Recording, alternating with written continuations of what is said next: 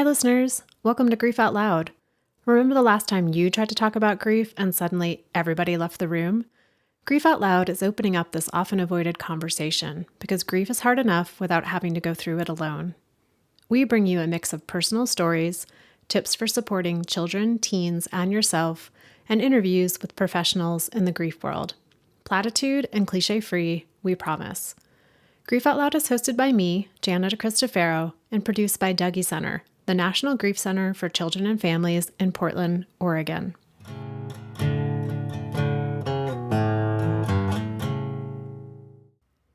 I gotta be honest, listeners, this is an episode I never wanted to do. Professionally, I wrestled with whether an episode about pet loss would feel insulting to those of you who tune in because you're grieving the death of a human, whether it's a parent or a partner, child, sibling, friend, or anyone else. 20 years into working in this realm means I've lost track of how many kids have said, someone at school told me, I know how you feel, my gerbil died. It's the worst. Hearing those stories, it makes a mark, you know? Personally, thinking about pet loss feels like a gut punch, the kind that totally takes your breath away. As you'll hear me say numerous nervous times to our guest, I can talk about people dying all day long, but I get straight A's in avoiding anything about pet loss. You've never seen someone scroll as fast as I do when something about the death of a pet shows up in my feed. I just can't. So that's why I am. Because I have to. My dog, Captain, just turned 13, and unless they come out with an immortality treat in the next few years, it's inevitable that I'm going to be joining the club of folks grieving the death of a beloved pet. And if it wasn't already clear, I hate it. Again, that's why I'm doing this episode. Back to the professional. At Dougie Center, we focus on kids, teens, young adults, and adults who are grieving the death of a person. And we recognize that grief is grief is grief. And while it can feel hurtful to someone grieving a parent to have someone else try to relate through the death of a pet, that in no way diminishes the reality of grief that comes when a pet dies. Whether a pet has fur or hair or feathers or scales, they become part of our daily lives in ways that we don't even understand until they are gone. They can bring us immense joy and love and frustration and worry and laughter and tears, just like humans do. Now that I've shared way too much about me and caveated this episode, let me tell you about our guest. Debrah Lee is the Veterinary Well-Being Program Director for DoveLewis Veterinary and Specialty Hospital here in Portland, Oregon. In this role, Debrah supports individuals and families after the death of a pet. She also provides support to veterinary staff who deal with grief every day.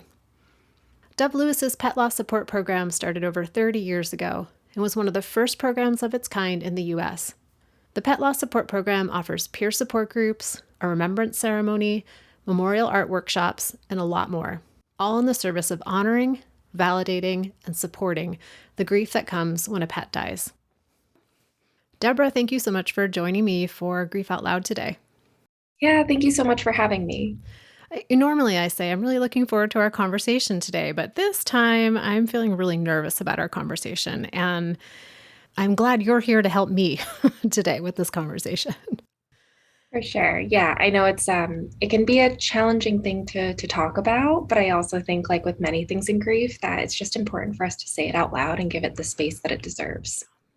And as I meet people in the world, they say, oh, gosh, your job must be so hard. I could never do that. And I never know how to answer that.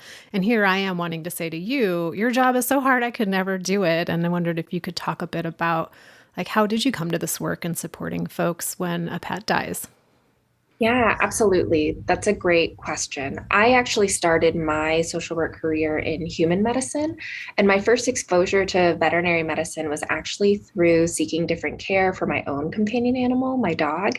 And I was just struck by how many parallel kind of processes there are between the two fields. I will name too that actually my title here at DoveLewis is Veterinary Well-Being Program Director. And so pet loss is a part of what I do. The other part of my role is to attend to veterinary well-being. And so I was actually more nervous about the pet loss part of my job as well. And I think some of the touchstones that really helped me be able to be in that space is to really remember some of the basics that, grief is really a normal and natural response to any loss, and that grief is grief. And the reality is that our companion animals truly are, for many of us, our family members. And when you think about it in that way, I think it offers that sense of validity, and it kind of helps in understanding why this is such a profound loss. I mentioned before that I worked in human medicine, so I had the great fortune and honor of being able to intern at a newborn intensive care unit. And in a lot of ways, the dynamics of care in that setting are really similar, and they helped inform my experience here. You have a caregiver, you have a nonverbal patient, and you have a care team. And that creates some complex dynamics. And in that setting as well, there is a lot of grief and a lot of loss, but there's also a lot of joy and love too. I think at the end of the day, one of the things that I'm always struck by in any of the groups that I hold and any conversation that I have with anybody is just how special their unique companions are and just how much love there is in that relationship. It's very sad too, but I'm always struck by how much love there is. So I know you mentioned that you support veterinary staff, and then you also support families who are going through the death of a pet. And could you talk a little bit more about the specific services that you provide in your work? Yeah, so at DoveLewis, we have a pet loss support program. It's a really long-standing program. It's actually, I believe, over 30 years old at this point. And the primary offering that we have through the pet loss support program are pet loss support groups. They presently run an hour and a half long. We have 2 that are in person, 2 that are virtual every month. And those are groups that are open to the community. And so people don't necessarily have to have been a client of our hospital to attend one of those groups. Ultimately, we're here as a service to the community in acknowledgement of that profound bond that people have with their companions, and an acknowledgement that that bond with our loved ones continues even after death. So that's one of the primary ways that we connect with people in the community. We also offer a monthly memorial art workshop. So in Pet Loss Support Group, it's a lot about giving expression to your grief through speaking. Memorial Art Workshop tends to be more about creating an item that helps you memorialize your loved one. And there can just be something really healing, I think, in finding some creation as a form of expression. And so we will usually have a different activity every month. One of the things about the program historically is that we didn't used to have virtual offerings. And then, like many other groups during the pandemic, we had to make that pivot. And so with the Memorial Art Workshop quarterly, we actually partner with a local nonprofit called Right Around Portland. They have an amazing mission related to, finding expression through creative writing. And so we partnered together to create a curriculum where people can use creative writing as a tool to find expression. And so that's our virtual offering. That's every quarter. In addition to that, we also have an annual service of remembrance. It's not as much annual anymore because we're offering it 2 times a year, once in person. And we just recently had our service actually at a church downtown. And it's an opportunity for people to get together to remember their loved ones and be in a space to kind of go through one of those rituals of mourning that I think people don't necessarily have an opportunity to do when we're talking about pet loss. And it's to be there in community with each other, to really take that space to honor and reflect and remember their loved one. And we also offer that one virtually. Internally, the reality is that a lot of people in veterinary medicine work in veterinary medicine because they love animals and they have animals. And so whenever a staff member says goodbye to a beloved companion, one of the things that I'll offer them is if they're interested in having a memorial table that we put up in the hospital. And it's an opportunity for that staff member to write a little bit about their connection with their companion and to display a few photos. And there's a notebook there for people to be able to offer their words of condolences as well. I mentioned in the beginning, like, grief is not the Olympics. It's not supposed to be a competition. And then the reality is we live in a society and in a world that does create hierarchies around grief, even within the grief of having had a person in your life die. And so I know people hear things like, it was just a cat, you'll get another one. It's not like it's your child who died. And then I imagine those messages get internalized. And like, how do you sit in this work in a world where that reality it's real? I think that's that's such a great question. It is almost inevitable that in most of the groups that I run, that's one of the things that is explicitly expressed, how sometimes even well-intentioned loved ones in our lives can say some inadvertently very hurtful things. Exactly like you said. It was just a cat, it was just a dog. You could get another one, right? And I think for me, one of the most important pieces in that is to really name and acknowledge it. I think in general, we don't really talk about death, loss, and grief very much as a society. And so these nuances, these different factors don't get named. And so I think it's important to name that, like, societally, there is a hierarchy. And so to recognize that, and in that, to hold that regardless of what that hierarchy says, what the world around you says, that in this group, when we are together, we acknowledge that your loss is valid, your relationship was deep and meaningful and enduring. And so, of course, because of that, you're experiencing grief. I think the thing that, again, is important to hold really and truly, and I think it's something that was really shown even more throughout the pandemic as well, is that for many of us, our animal companions are truly family members. And there is no comparison. I think that's true even in cases of human loss as well, right? Like the relationship that we have with any individual person is incredibly unique. And therefore, our grief is also a reflection of that. And I think that's also the case for our animal companions. I think it's just important to say out loud what we're looking at here. And in group, I'll even offer the phrase like, the reason this group was created is because for many of us, like, we have to acknowledge that pet loss is a disenfranchised grief. It's not seen as something that, is as valid as other losses that one might experience. And there are certainly human losses that fall into that category as well. But I think there's a lot of power in naming out loud that that's just the reality of where we are. And that doesn't mean that we have to allow the reality of the world around us to necessarily define our own experience. Yeah, almost as in naming that people are most likely to run into situations where their grief is minimized, there can be community around that and sort of a buffering against knowing the reality is my grief will likely be minimized in some way, but it's not going to happen here in this setting with these people who get what I'm going through. Yeah, absolutely. And I think one of the things that's really powerful that happens in group is that the moment that you offer that, the moment that somebody even shares that they've had those invalidating statements said to them, you see a lot of head nodding and a lot of like, oh, yeah, we know exactly what that is. I have a co-facilitator who phrased it in this way, and I don't know. I think it's a hard phrase, but it's the one that's coming up for me right now is like, grief is really like the club that you don't want to be a part of. When you're in it, like nobody wants to be there. Nobody wants to have had the losses that propel us into that space. But there is something really connecting to in knowing that you're not alone in that. And I think in the pet loss space in particular, it can feel exceptionally validating because finding that validation in other spaces can be very rare. Deborah, one topic that's been coming up so much in the groups that I run for folks who have had a family member or a close friend die is how complicated the relationship with the person who died was, which leads to a lot of complexity in their grief, whether it's ruptures that they didn't get a chance to repair or a relationship that was just moving into a new phase and they didn't get a chance to kind of see that through.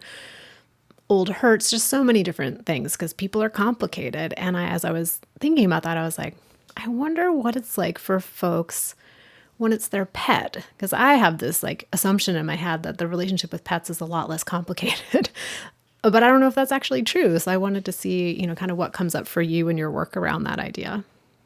Yeah, that's a really great question. And I will name that sometimes when we talk about pet loss, I think for a lot of us that draws up a particular image of what that loss might have looked like or what that relationship might have looked like. And so there are times when there is certainly complexity that's introduced into that relationship. And the cases that I'm thinking of are often ones where, we may have companion animals that have behavioral challenges, and that can certainly complicate a relationship. I think the other dynamic that makes, life with our companion animals unique in a lot of ways is just the potential for medical complications or complexity, diagnoses, different things that come up.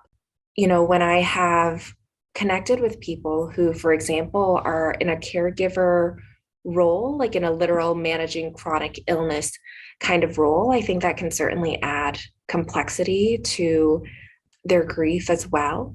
But I think for me, a lot of times the image that comes up is exactly what you said, that for a lot of us, we have these companion animals in our lives who, for the most part, go through like typical animal kind of hijinks. We got to get them their vaccines. Maybe they ate something funny every once in a while. And then the point of saying goodbye comes at old age, which isn't to say that that's, again, all of the circumstances. So I think the root of your question, I think for a lot of us, a part of the reason why grief for our companion animals can feel so intense. And that's something that I've heard a lot of people reflect, that they've had other losses in their lives, but when they said goodbye to their companion animal, they were really taken aback by the intensity of the grief that they felt. And I think in a lot of ways you hit the nail on the head, that in a lot of ways our relationships with our companion animals may not be as complicated or complex. One of the things that we say a lot is that our companion animals are really the definition of unconditional love. They really love us at our best. They love us at our worst. We make mistakes all the time and they just don't care. They're one of the best living examples that we have moving through the world, that regardless of the things that we do, that we are lovable and that we're worthy. And because of that, we form these really unique relationship dynamics with them, where I think a lot of people would say, my companion animal is my best friend. And we also hold that caregiver role. So they're also kind of like our babies in a lot of ways. And that puts us in this very unique position in their lives, where we are really getting so much from that relationship and their support, but we're also there to take care of them. It leads me to that idea of being a caregiver, and that one of the things that's really unique about companion animals is that oftentimes as the person, as the human, you are charged with the task of deciding when to end that being's life. And that is not something we are often encountering with other humans. And I imagine that brings up a lot of unique aspects of grief, and wondered if we could talk a little bit about that. Yeah, absolutely. I will say, and I'm not sure what it's like in the groups that you facilitate with humans. Well, I facilitate groups with humans too. We're just talking about pet loss. In the pet loss support groups, it is exceptionally rare that I don't have a meeting where the themes of guilt and regret are pretty predominantly in the room. And I think that that is very much a reflection of that unique relationship that we have with our companions, where throughout their lives, we really are in a caregiving role for them. And sometimes, if our companions have like a chronic or terminal diagnosis, the intensity of that may shift. But regardless, the time that our companions are with us, we are 100% charged with their well-being. And I think one of the things that's so difficult is that, of course, our companions aren't verbal. They can't tell us what their wishes are. And we, of course, want to give them the world. And the reality is that all of us have real world limitations. And those limitations definitely include, our finances. Veterinary care can be exceptionally expensive. It certainly includes our time. When it comes to that question of euthanasia as well, I think the big question that everybody holds in their mind is, when is the right time? And for me, I hope that that is an ongoing conversation that people can have with a veterinary professional that speaks to kind of the unique medical conditions that may be going on for a companion. But I also think in a lot of ways, that's one of the reasons why I appreciate us having this conversation and kind of putting these ideas of grief being a normal experience and, death being the inevitable end of all living things. Because I do think in a lot of ways that when we think about the reality that death will happen, it also affords us an opportunity to think about how we want to live and how we want our companions' lives to be. You're sparking another question around that, which is maybe more of a practical one of, you're sitting in group with people, guilt and regret are coming up over and over again.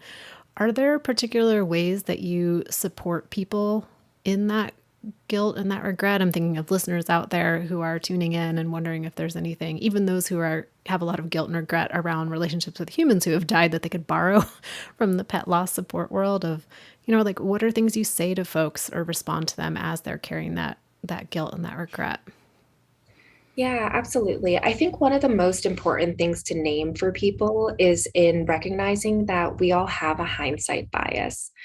When we think about that guilt and regret when it comes to pet loss, a lot of the conversation that I often hear is with respect to like a medical condition that we didn't see coming or something like that.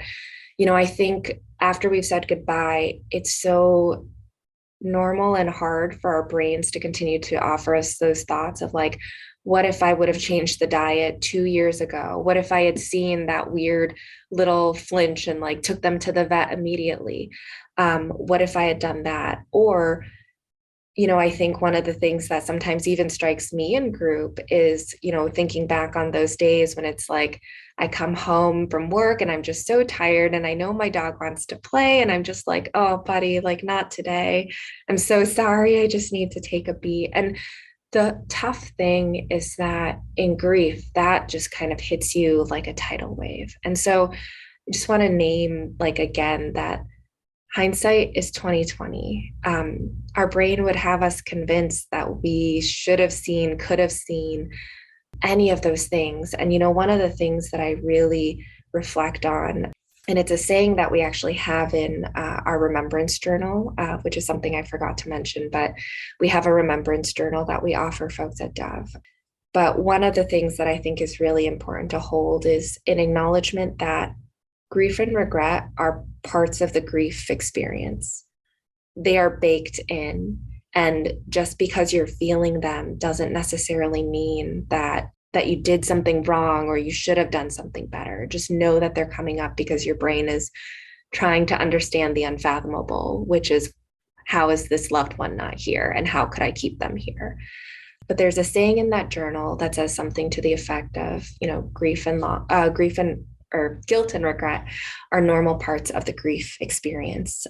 In my heart, I know that I would never have done anything to intentionally have caused you harm. And I know I have to forgive myself as you would have forgiven me.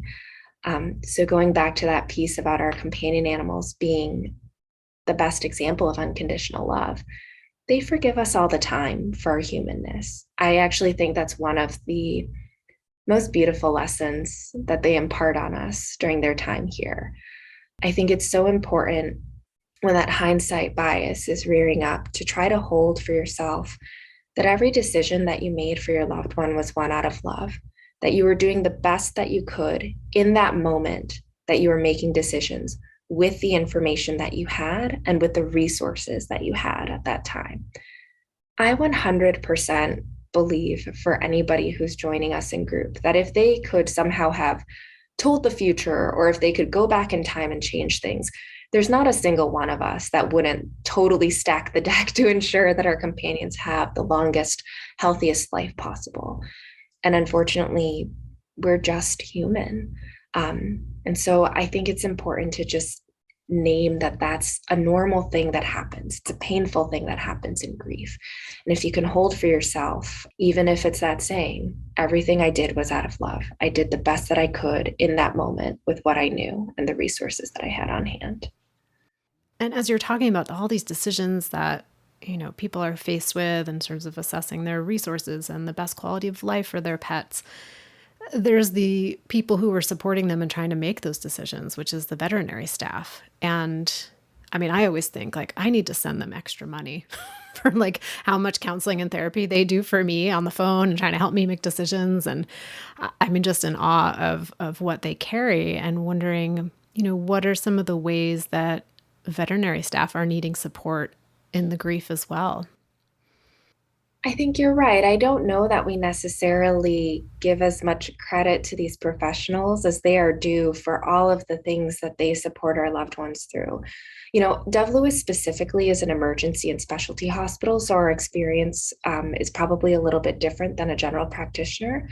But one of the things that I do know and recognize in general practice is I can't think of another medical profession where you are seeing your patients from essentially infancy through the end of their life.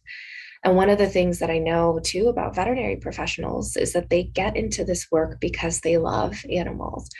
They love seeing, your puppy come in, your kitten come in. It is sad for them too when it's those moments to say goodbye. I know for our staff here in particular, because they're doing intense treatment, intense intervention, that when we have patients who are here, our teams are really rooting for them. They get behind them. They want them to be able to make it through this disease process. And sometimes that doesn't get to happen.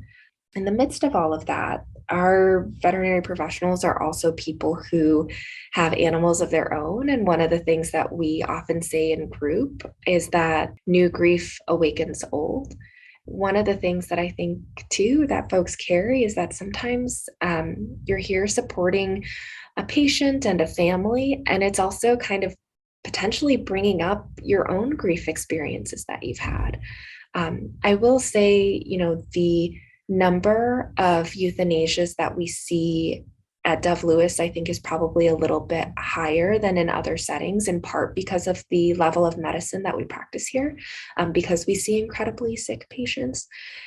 I also know that for the veterinary professionals as well, we really do hold that euthanasia, it means, a good death is really and truly the most precious gift, the most precious final gift that anybody could give their companion animal. We give them peace, we alleviate their pain, we let them go in dignity, and we free them from suffering.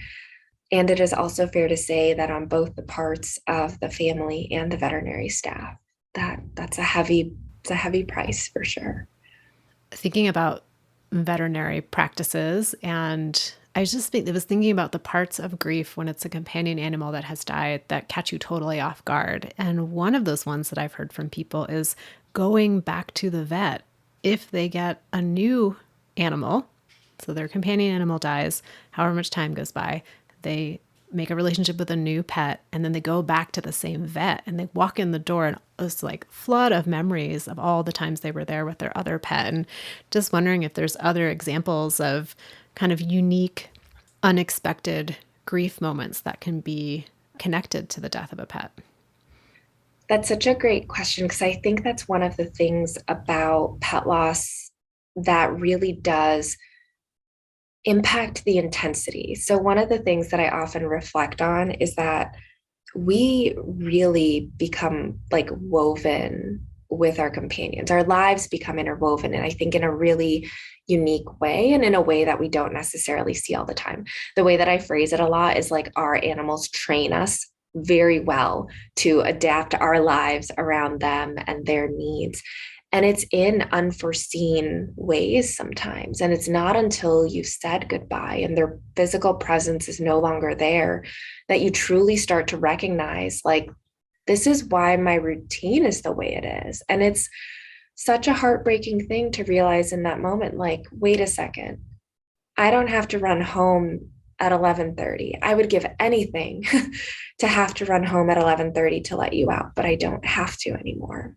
And there's that wave. And it's even things like running around town and running errands. And there's a corner bakery that's like pet bakery that's like 5-minute extra drive. And you're like, yeah, I'm going to do that. I'm going to go get them a treat. And like the first time that you don't have to do something like that again, I think that that can certainly be tough.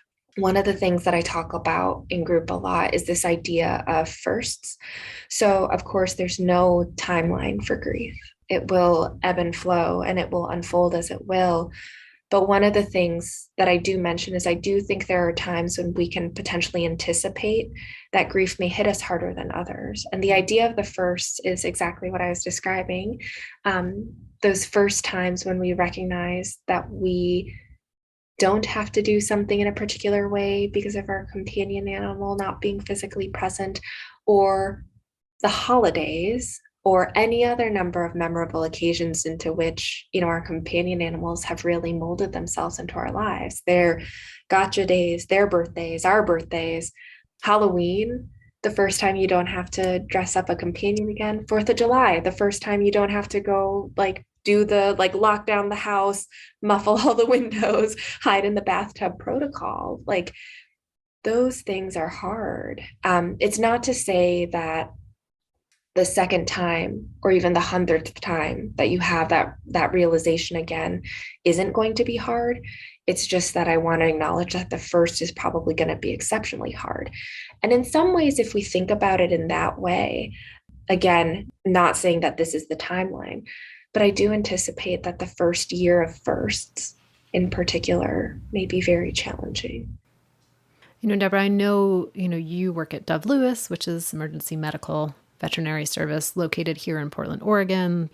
I'm wondering, for listeners who are tuning in from all over, are there national resources that are available for people? Yeah, so our virtual groups are actually not bound by community. So that's one offering. That being said, that's 2 meetings a month. And one of the things that having made the transition to virtual taught me is that there's a lot more need out there than there are services necessarily. There are a lot of groups that have made that transition virtually. There are also different groups in localities as well. I can't think of the webpage off of the top of my head, but I can certainly send it to you, where it's a database of all of the state support options that are available. That's not to say every state has one, but if there's something on there, people have been able to kind of submit what they offer there. There's also the Association of Pet Loss and Bereavement, I believe it's called, and they're national. They have a chat group that's available.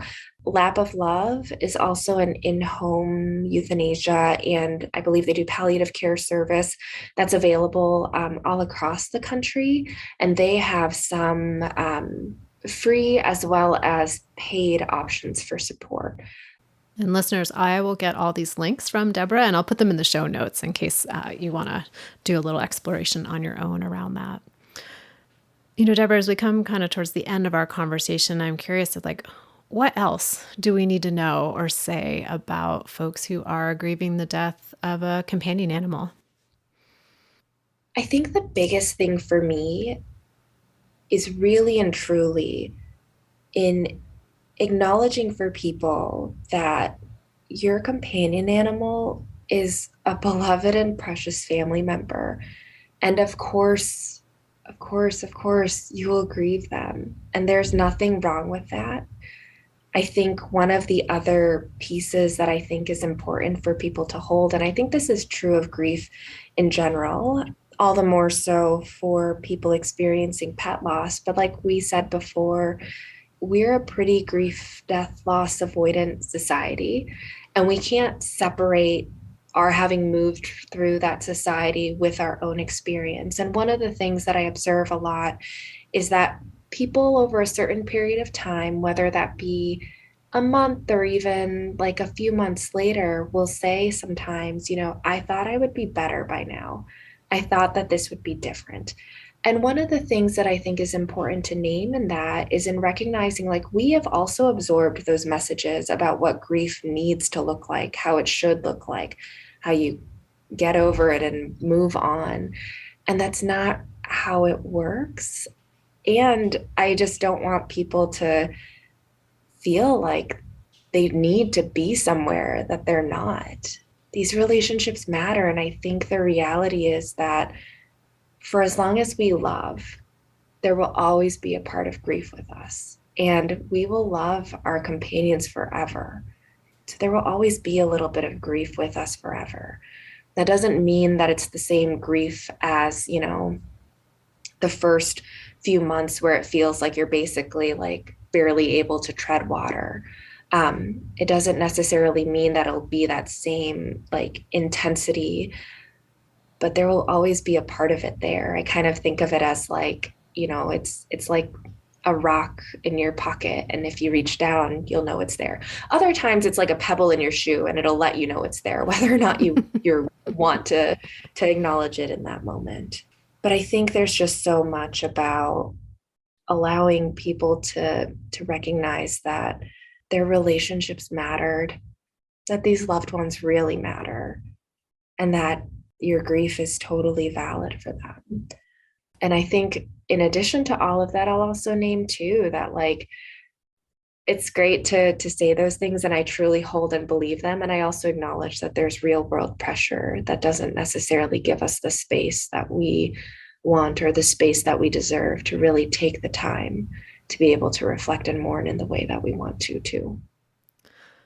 Well, and I know I said we were getting to the end of the conversation, but this brought up a whole other thought with what you were just saying of, not only are we a product of the environment we live in, which we get these messages that grief should be over pretty soon, or this relationship isn't as important as that relationship, so you shouldn't be grieving as much, all those things. And then I think one piece that feels very unique around pet loss is that while we can be very disappointed with our support system or lack of support system when a family member who's human dies, there are some sort of like expectations or at least common practices that happen. Like maybe you get some support right at the beginning, even if that support goes away way sooner than you need it to still be there for, or people say things that don't feel very helpful. But there is at least some acknowledgement, usually.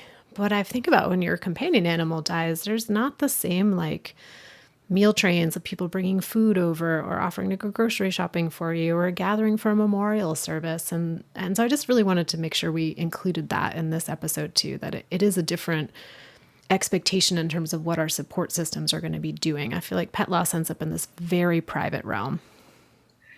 Absolutely. I think I appreciate you really naming that and giving voice to that. I think that is a part of what really makes it a disenfranchised grief experience, is that you don't get to have the same sort of community that rallies around you in those hard times. You really don't necessarily get the same response. I will say there are times which are very lovely when I do hear folks say like, my best friend, she gets it because she's on the same wavelength as me with that. But to your point, we just don't get to have the same sorts of rituals or rallying of support, the things that kind of help us reintegrate the reality in kind of like a structured or formal way. It does become very much like you're on your own, or you can seek out resources. And that's if you're even aware that resources exist, is the other piece. I've certainly had a lot of people who just find us by Googling because it's hard.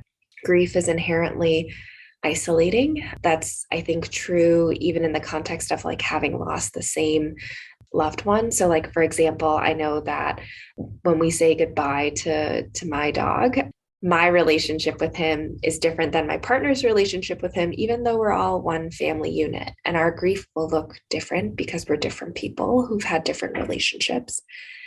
That makes grief inherently isolating in a way.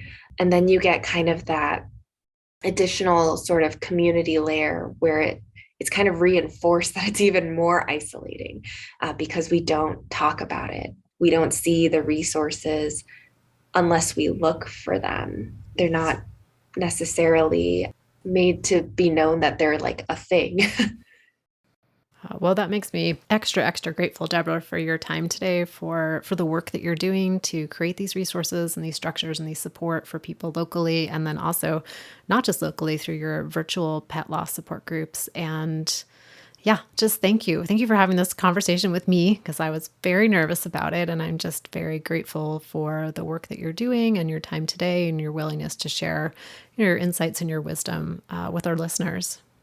Yeah, thank you so much for having me and giving me the opportunity to have a little bit of space to talk about this. It's just so important and it matters to so many people. And listeners, as I mentioned, I'll put all those links in the show notes. So if you are looking for pet loss support for yourself or for someone in your life, you'll be able to find those in our show notes. And I say it each and every time, thank you for being part of our Grief Out Loud listening community. The podcast wouldn't mean, I don't know, anything if you weren't out there tuning in. So I'm grateful for each one of you for listening and for sharing episodes with people that you think might be helped by the show. And I'm really enjoying hearing from you. So if you are a listener and you want to reach out to me, this episode actually came out of the inspiration of a listener who reached out and said, hey, would you do an episode about pet loss? So love to hear from other folks with ideas for topics or just what the show means to you. And I'm also excited to share with you that this podcast is sponsored in part by the Chester Stephan Endowment Fund. So thanks again for listening, and we hope you'll join us again next time.